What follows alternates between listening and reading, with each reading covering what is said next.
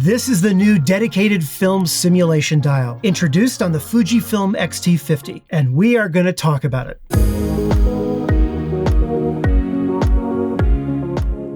Well, hi everyone, and welcome to Pal to Tech. Earlier this year, Fujifilm released the X-T50. So first I have a disclaimer. Fujifilm North America did send this camera over to me to take a look at. They did not sponsor today's video. They did not have any part in its creation, nor were they allowed to review it until it's gone live for all of you. Now, I'm a little late to this party, and there's already wonderful reviews on this camera all over YouTube that you should check out. However, I want to focus specifically on its most unique feature, the film simulation dial. First, let's talk about the good, the look and the feel. It's spectacular. I just love turning it. It's not too tight, it's not too loose. I found the build quality perfect. And not only does the hardware and the ergonomics feel nice, but when you rotate the dial, you can see this really nice display in the menu. And as you can see from the little film icons right here, Fuji is definitely emphasizing the film in film simulations. Let's go over how this whole thing works. The dial has 8 permanent film simulation positions that are sort of hardwired right into it. You see them there? And when you set the dial to one of these, then this will override any film simulation settings anywhere in this camera that you may have set, meaning that if it's set to, say, nostalgic negative, that is what you are going to get baked into your JPEG no matter what else you do with the camera. In fact, you can't even access the film simulation menu if you have the dial set to one of these 8 permanent film simulation values.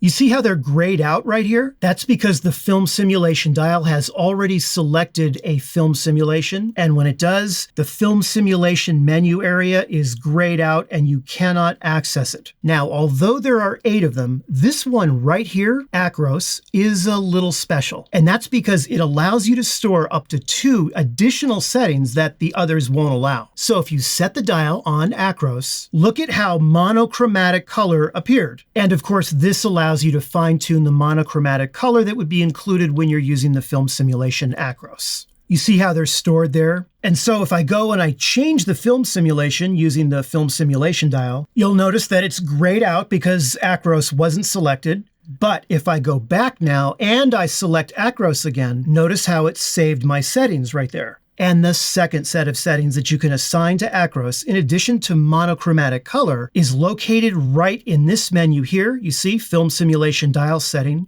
Go down to Acros, and you can assign it one of these 3 filters, yellow, red, and green. You see that? Say I pick green. What's nice is that this icon here will show you the specific one that you chose. So next up on the dial, we have FS1, FS2, and FS3. FS meaning film simulation. And what these are basically 3 different slots, so to speak, that you can assign any film simulation that you want. Remember, Fujifilm has 20 film simulations as of the date of this video, and they are all built into this camera. However, the dial only has 8 of them, hardwired in there. So what you can do is go into your menu, into Film Simulation Dial Setting, and choose any film simulation that you want and assign it to one of those 3 custom settings. Interestingly, you can also choose one that's already permanently assigned to the dial if you want. Finally, we come to the C slot, which I think of as closed, meaning that if you have the dial set to C, you've closed it out and the dial is now disabled. And that'll then enable the film simulation area of the menu where you can choose any of the film simulations like you would normally do with most Fujifilm cameras. The front command dial right here can also be used as an option to select your film simulation. If you press the command dial like this, you'll notice now that you can switch between ISO and film. If you choose film, while you're rotating the command dial, you can scroll through the various film simulations to pick one. But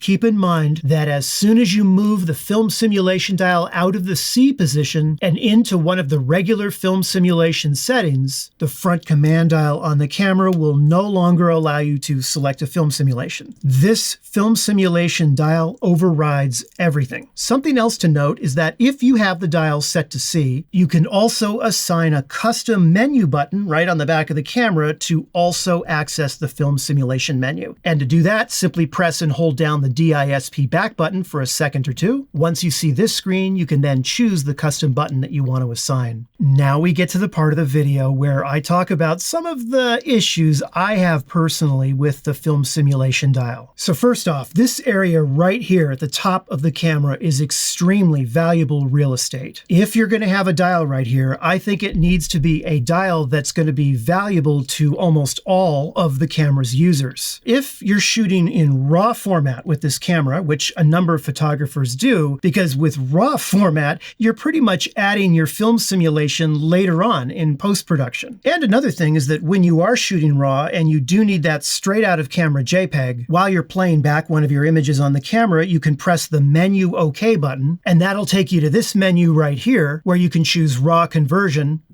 and select and choose any film simulation that you want. And of course, there's any number of buttons on the back of the camera that you can customize where you can just assign it to choose a film simulation anyway. Now, secondly, if you create custom presets or recipes that are based off a number of the adjustments that you find right here in the IQ menu, you need to be very careful. And this has to do with the fact that for many Fujifilm camera users, they'll choose a specific film simulation and then they'll go in here and they'll tweak it with these settings just to get it to look right. These can then be saved in the custom settings menu and accessible via the Q button and so forth. And the point being that the film simulation that's chosen along with those extra adjustments, right, they work together. But here comes the film simulation dial. And suppose, okay, you're out shooting and you're using your specific settings, but then you decide you want to take a shot with Provia, so you rotate the film simulation dial. Have a look at this right here. The settings that you had specifically made for nostalgic negative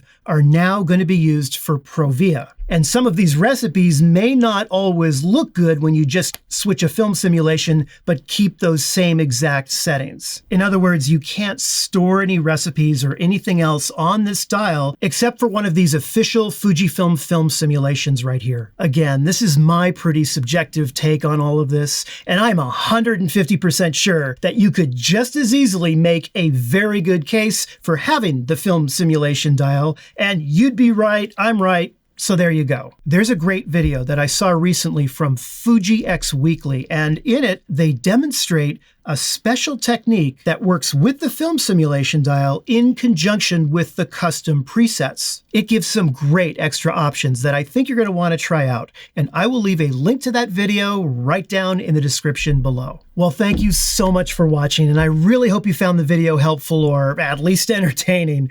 And if you did, be sure to give it the like and subscribe. I'm going to be signing off now, but have a wonderful weekend, and I'll see you in a new video next week. Take care.